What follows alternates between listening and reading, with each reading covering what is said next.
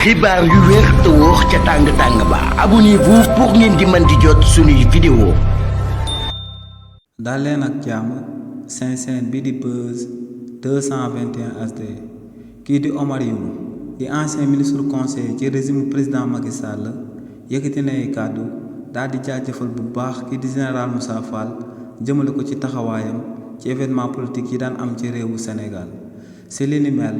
kii di Omar Youm ne lu leer ba am moom mooy que ne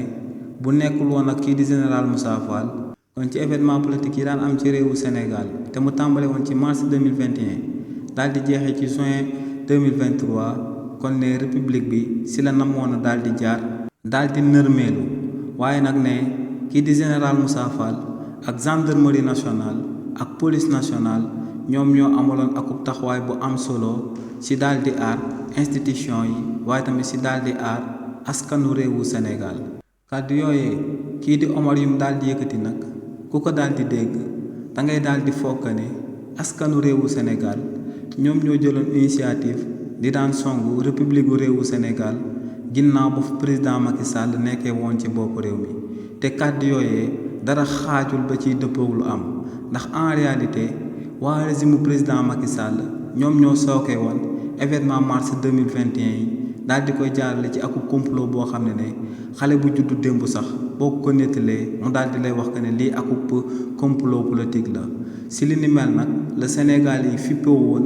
di daan jàmmaaloog ñoom te lu Sénégal yi fippu kenn du daal di fàtte que ne ñoom si seen wàllu boobu daal di nañuy boom lu tolloog 80 wala lu ko daal di ëpp ci ay sénégalais donc lu leer ba am moom mooy que ne bépp sénégalais bu fi deewoon principal responsable yi doo ci daal di génnee ñu bokkoon ci régime président Macky Sall te Omar Youm moom en tant que ministre conseiller kookee moom itamit ci responsable yi daal di bokk ndax mënoon naa daal di conseiller kii di président Macky Sall ngir mu daal di dellu ginnaaw jëmale ko ci complot boobee ñu tëggoon ci jëmm Ousmane Sonko waaye nag ni muy waxee daal dinay firndeel que ne moom ci wàllu boppam dafa d'accordoon jëmale ko ci complot boobee donc moom ci wàllu boppam aku complice la waaye tamit général Moussa Fall mi nga xam ne moom moo toogoon ci kanamu kilifa diine yi ne Sénégal yi dañuy waajal ay attentat terroriste jëmale ko ci gàmmu yeeg màggal yi fii daal di xew